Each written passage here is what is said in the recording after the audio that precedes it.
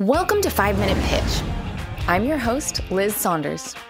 5 Minute Pitch is the competition that gives entrepreneurs from around the globe the opportunity to virtually pitch their business or product idea for the chance to win a grand prize of $50,000. This season, more than 30 entrepreneurs will pitch their ideas via Zoom conference call to our panel of 5 experts for the chance to advance to the finals and pitch to the judges live in Miami, Florida.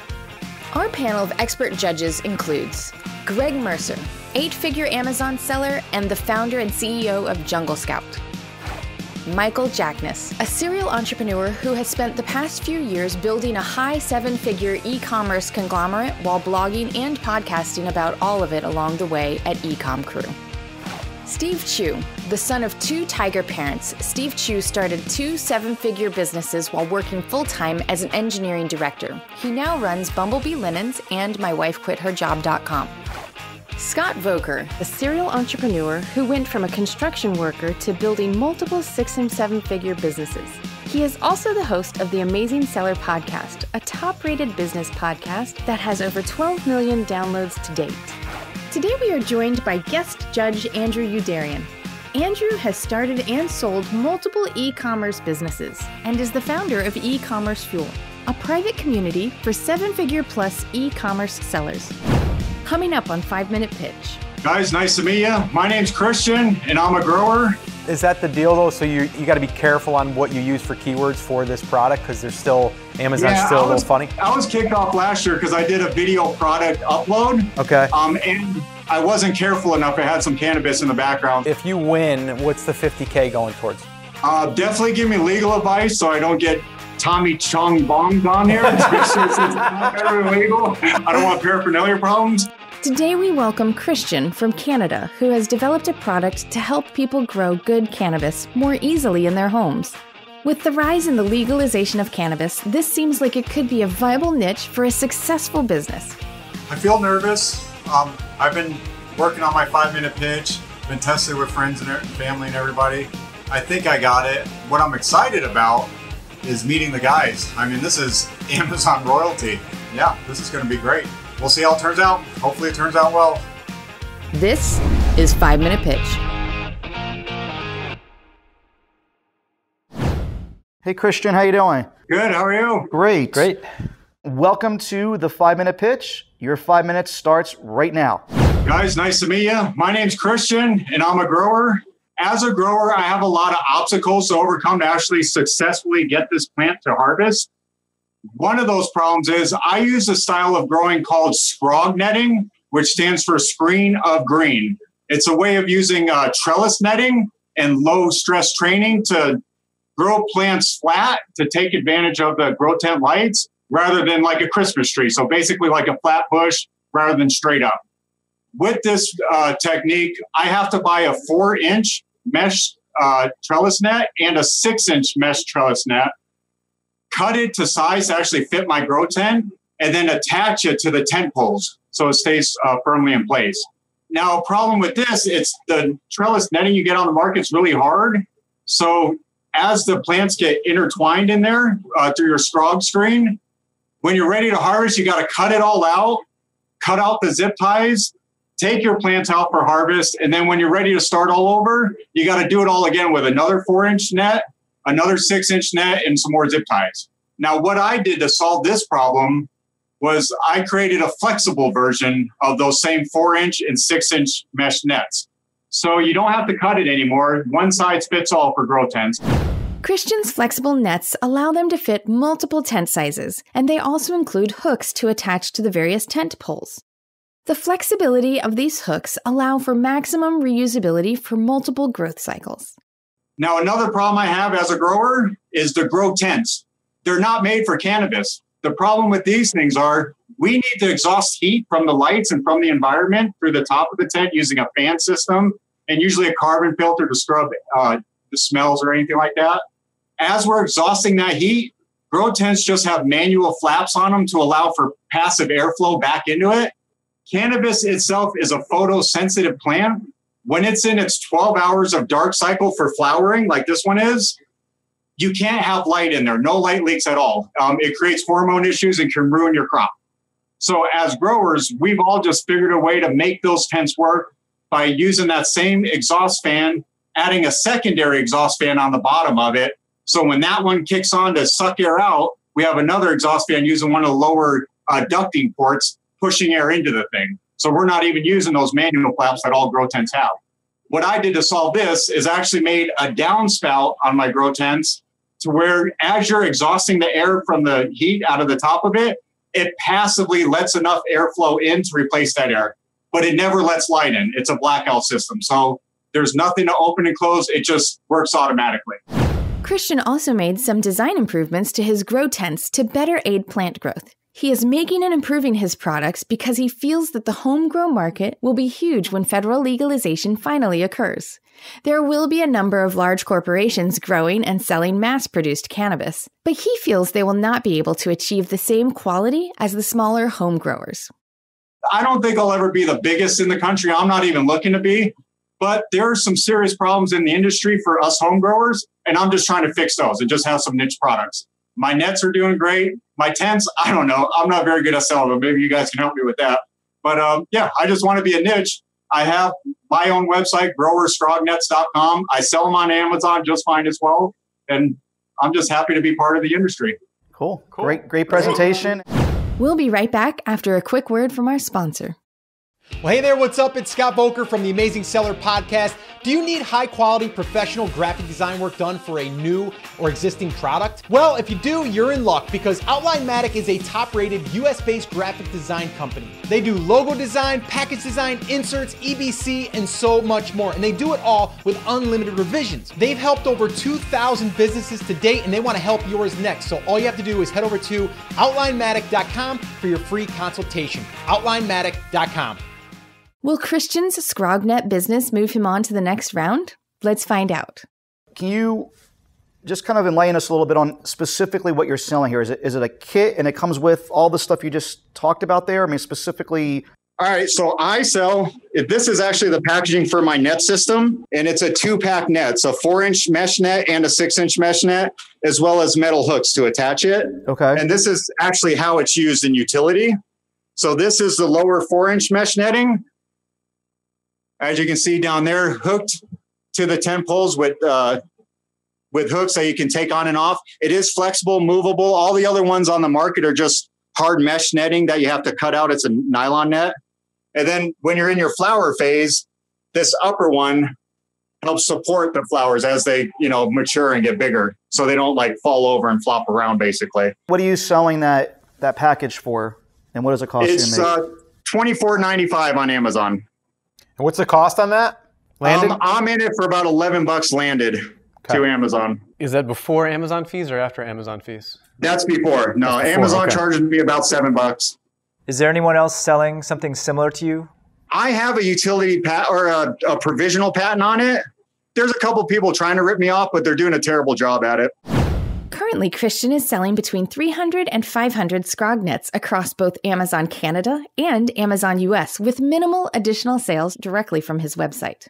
How are people finding this? I mean, are they typing in a particular search term on Amazon and you rank for that? Or I'm basically on the top for Scrognet, SCROGNET, which is a term that got me kicked off of Amazon last year, but that's another issue. That was actually my next question. Flexible trellis net, 4x4 grow tent net, anything like that. Is that the deal though? So you got to be careful on what you use for keywords for this product because there's still, Amazon's still a little funny. I was kicked off last year because I did a video product upload. Okay. And I wasn't careful enough. It had some cannabis in the background. So Amazon yanked me off. I had to relabel. I'd take everything back, reproduct everything, relabel, and launch all over again. So it was a kind of a headache. Okay. So Christian, with being out of stock on Amazon now, is that an issue of capital, of just like supplier issues? How come you're out of stock right now? Yeah, I'm just not very good at it. I just sold out. If you win, what's the $50K going towards? Definitely give me legal advice so I don't get Tommy Chung Bongs on here. It's not very legal. I don't want paraphernalia problems. And I want to expand it. I think I can help with like grow lights, with the fans and everything. I want to be able to offer a complete kit. Do you have any intellectual property on any of the other components besides the net? The net, I got a provisional on. The tent itself, I got a provisional on for the downspout design, the blackout passive air vent. And the tents, those aren't really selling right now, or are they? Not really. When I sell them cheap enough, yeah, they sell, but I can't sell them to make any money. Okay, so you'd have to get the cost down somehow in order to make it work. I have to get the cost down, yeah. Christian, what would you say your biggest challenge is right now? Definitely keeping up with inventory. I keep running out. So scaling, I guess, would be a challenge for me. As well as Amazon in general. I bet any of you guys could sell these 10. I don't know. I'm having a hard time with it. I can't figure it out. And selling outside Amazon's been kind of a stumble for them. When they kicked me off, I said, screw you guys. I'll just do my own thing. No, it's not that simple, man. It's pretty freaking hard, actually. In order to have a way to utilize national advertising or selling on sites like Amazon or Facebook, Christian must have all of his pages clean and generic with no mention of cannabis on the pages. Any mention of cannabis or surrounding paraphernalia will get his pages pulled down. Let's see how the judges feel about this. That's my only concern with any of this stuff, like to even drive external traffic or any of that stuff. It's like, we know the market's there, but how do you get to the market without crossing that line? And I don't know how you can do this and if you can do it, but like even just like the follow-up and like the blogging and like all of that stuff, like I could see that would probably be a great opportunity, but I don't know. That's basically what I do. My website has an how-to guide of how to actually straw net within a tent. Okay. Yeah, and that's where I'm leaning now. I'm doing weekly YouTube videos to help the community. Okay. What platform are you running your store, your e-commerce store on? Shopify. So just so you know, like Shopify is they've been cracking down. really cracking down on this. So I would suggest trying to find another solution for that because they're probably going to shut you down at some point. I've heard about that. I did actually talk to Shopify before I started. They said if I become a paraphernalia thing or a cannabis related thing, I can keep the site, but they won't do payments on there. Every sale I've done is through PayPal anyway, so screw them. I think I'll be all right. Gotcha. Fair enough. Okay. I like it. Do you work on this full time, or do you also have another day job? No, I have a full-time job. What do you do? Pretty successful within Colorado, so hopefully I'm not too recognized, but this is just my side hustle. This is something I did. Christian is successful in his career and was growing cannabis only as a hobby with his friends. He quickly realized that he had a passion for growing and found a way to make a niche product that made money along the way. Great job, man. Yeah, great job. Great presentation. Thank you very much. After the pitch, I caught up with Christian to see how he feels now that the pitch is over. I think it went well. My pitch was a little different than I was expecting, but it was in the general philosophy of what I was looking for. It had the general flow. I enjoyed the back and forth with the judges, really getting a chance to actually talk to them and answer their questions, and just basically being in the same hemisphere as those guys. It was a great thing. Has Christian planted the seeds of success in order to move on to the next round? Let's see what the judges have to say.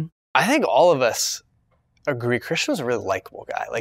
The vibe he gave me was a kind of this mad scientist tinkering in his warehouse growing stuff, but like in a really likable way. It was a cool vibe. I really like Christian.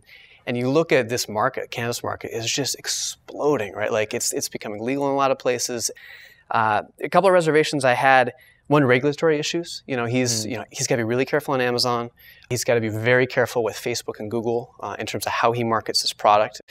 Margins were a thing that worried me a little bit. You looked at his one product that was selling. They weren't horrible margins, but I think he was making $7 on $25 retail, which is a little on the low side. Scott, what do you think? Yeah, smart guy. I think the guy's a hustler. I think he knows what he's doing. And I do think there's a ton of potential for other accessories for that market, for growing. What do you think there? Yeah, I mean, I'm conflicted with this one a lot because... Why? Talk to me. Well, because I personally believe in the space, right? I mean, I think it all should be legal everywhere, and that's my personal belief. I've also been in other industries in my life where I felt that same way, but there's outside factors. It's not just your decision, Right. So that really worries me. And I think that if regulations are going one way, they could easily snap back another way. It's certainly not, this is not definitive. There hasn't been like a constitutional amendment or a federal law that's like passed where like this has been solved. So like a lot of these types of social issues like start blowing one way and then they come back a little bit before they ultimately move forward. He could just be out of business, stuck with a bunch of inventory one day because someone out of his control made a decision. I mean, I love the fact that it's got a patent pending. I think that the product, I love the fact that it already has sales. Plus he has another patent provisional on the tent and the other accessories that are ancillary to this. So I see a lot of real positives to the business. So my own personal belief is being pretty confident that more states will continue to legalize it, and federal law will follow suit soon after that. So I think that probably he's facing the most regulations right now as he ever will in his business. But of course, that's just an assumption of mine. It has proven track record with sales, 500 units a month. It's pretty dang good. Christian's very passionate about what he does too, right? Which I appreciate, like in all founders. He's not just selling something that he thinks will make him money. He's passionate about this space. And I think just that passion alone can go a long ways. Yeah, overall, I enjoyed it. One thing that did worry a little bit about him was the fact that he was a little bit all over the place in terms of his numbers and his inventory. I'm actually not that worried about the regulatory aspects either as much, because I genuinely think that his product works for other plants outside of cannabis. Right? So you can get around the advertising, that sort of thing, as long as he's very careful. Let's vote. Let's Scott, why don't you kick us off? Yeah, sure. I think what we want to do here is like also say like we're putting them through so we can hear more and we can learn more. I want to learn more because I think there's a ton of potential. I just want to understand more, and if things check out, then I would like to see him go on even further. I'm going to say yes. So I have a contrary opinion on the risk thing. I think this is because I've been through a couple of businesses that have been through this binary type thing where an outside factor determined for me, a government agency type thing, that my business was no longer going to be viable. I did say no because of that. Like, again, I don't have any personal problem with it whatsoever. I just worry that Amazon all of a sudden might, for some stupid reason, or eBay shuts them down, or YouTube, or Facebook, all these, other entities that are a really vital, important part of this business that could, for whatever reason, even be completely in the wrong, and there's nothing you can do to fight City Hall, and that really worries me. I'm going to vote a yes for Christian. I like the product, I like his passion, I like that he's scrappy, and I like that he's a little bit of a rebel. I'm into that kind of thing, so Christian gets a yes for me. I want to take Scott's stance here too. I want to learn more. I want to see what the mad scientist has to offer in the next round. So it's a yes for me. Yeah, cool. Nice. Thinking through this, I'm not quite as optimistic as you on the regulation. I think the feds are going to take a little bit longer to come around. But thinking through this, even if he does face some potential hurdles and risks there, he's got a lot going for him. He's got a product selling. He's a likable guy. He seems to really kind of be a craftsman with what he's doing. He's selling on Amazon.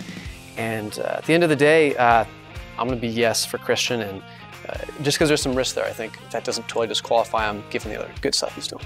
So cool. Well, congratulations. Cool. Congratulations. 4 yeses and 1 no. You're on to the next round, my friend. See you next round. Congrats.